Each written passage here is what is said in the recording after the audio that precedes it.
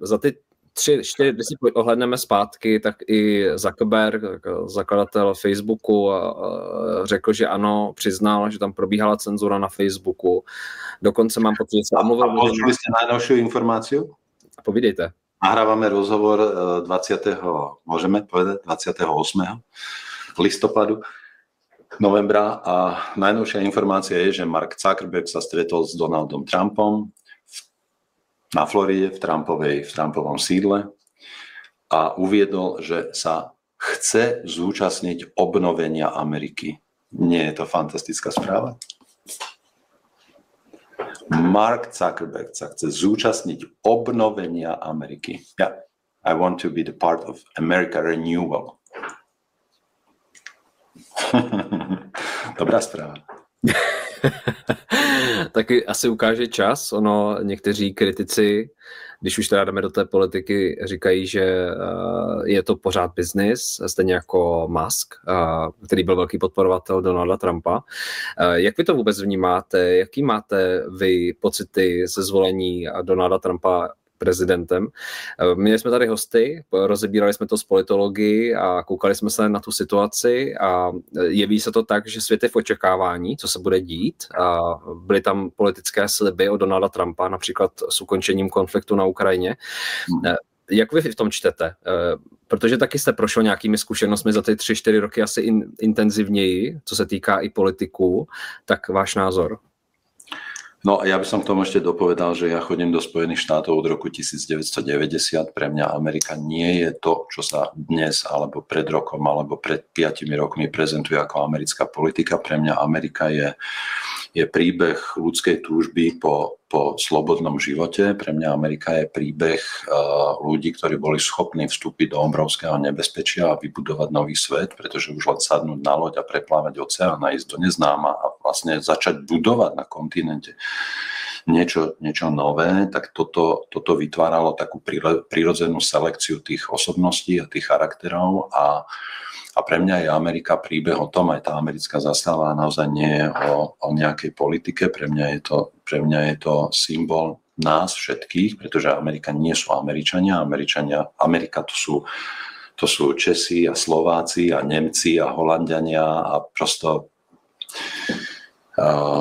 sú tam obrovské komunity české a slovenské a je to príbeh ľudí, ktorí chápu, že človek nie je majetkom štátu a človek je majiteľom štátu. My nie sme rukojemníci, nemali by sme byť rukojemníci ani politikov, ani politických strán, ale pre mňa je človek Božie stvorenie, ktoré je nadradené akýmkoľvek túžbám politicky vládnuť alebo ovládnuť.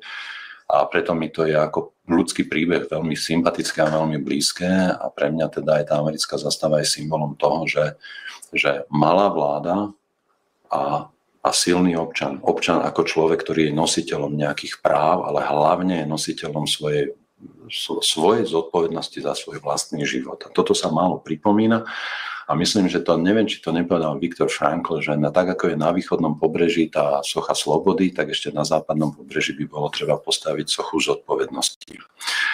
A to je niečo, čo my v Európe vlastne už sme asi tak 50 rokov nespomenuli, že zodpovednosť, lebo ten sociálny aspekt sa stále tak zdôrazňuje a zodpovednosť za vlastný život je zdôrazňovaná podľa mňa veľmi málo a posledné 2, 3, 4 generácie o tom takmer nepočujú, najmenej v tej realite. Najmä sa to nevyžaduje, prosto sa stále podporujú tie nároky a nároky.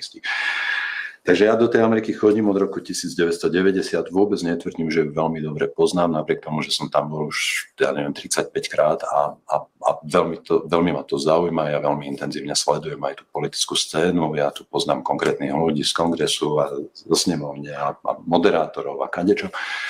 Mám prečítanú históriu Ameriky, mám prečítanú politológiu, mám prečítanú aj veľmi zaujímavú knihu, ako sa Amerika odlišuje od sveta, ktorá je z dielne Pew Research, PEV, to je veľký taký ako inštitút na sledovanie otázok nejakých takých spoločensko-politických, ekonomických v zmysle prieskumu verejnej mienky, názorov, dotazníkov a podobne.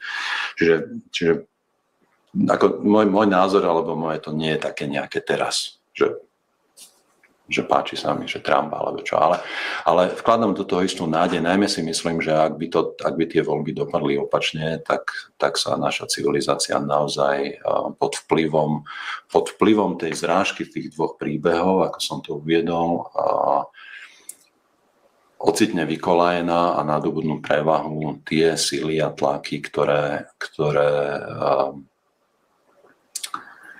v spoločnosti v podstate prevážia s tým druhým naratívom, s tým naratívom nejakého ovládnutia a výmeny osobnej slobody za falošné pocity istoty a na všetkých úrovniach a vo všetkých témach. Ja mám naozaj pocit, že za posledné 4 roky vstrhli také temné sily z každej strany do nášho sveta, že sa vrútilo toľko tém a že všetko sa tak rozkývalo, ako keby naozaj prestali platiť tie elementárne pravidlá, ako keby vlastne žiadny kompas už nedokázal ukazovať správne a toto vnímam ako ten negatívny aspekt toho, čo sa udialo aj okolo covidu a že to narušilo psychické zdravie. To dôkazom sú tie alarmujúce informácie z psychologických poradní, z psychiatrických ambulancií a podobne, zo zvýšenej spotreby liekov proti úzkosti, proti depresiám a tak ďalej a tak ďalej.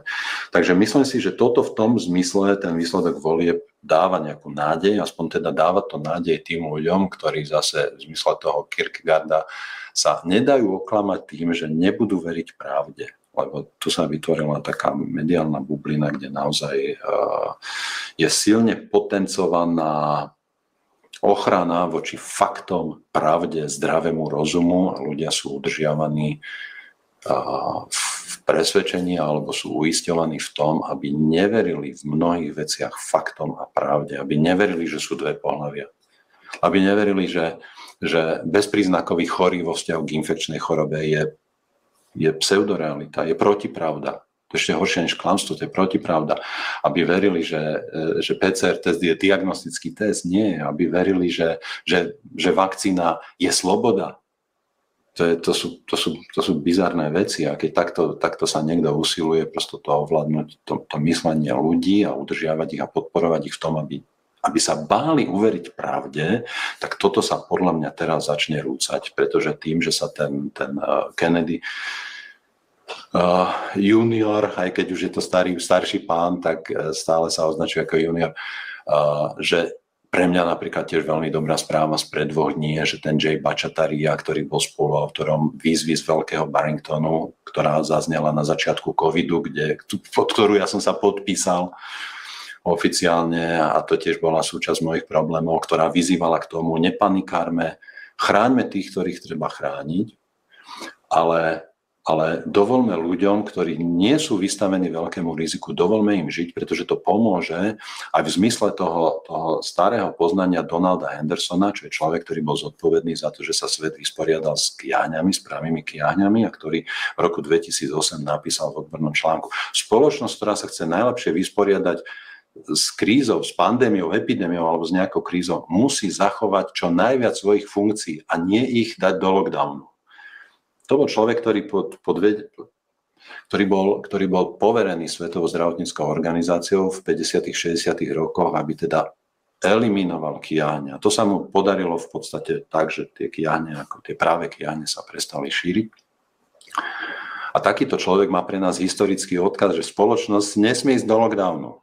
A oni toto všetko to zhodili zo stola a tento Jay Bhattacharya spolu s tým Martinom Kulldorfom a ešte jednou profesorkou z Oxfordu, oni to vrátili do hry a chceli, robme veci so zdravým rozumom. Jay Bhattacharya je rockstar svetovej vedy, epidemiológ, expert na verejné zdravie, ekonóm, profesor zo Stanfordovej univerzity. To je jedna z tých najprestížnejších amerických univerzít. Oni ho zlikvidovali, tak ako tu mnohých tiež, ako poznáme. Oni vyštvali z tej univerzity. A teraz sa stane riaditeľom Národných ústavov zdravia, teda riaditeľom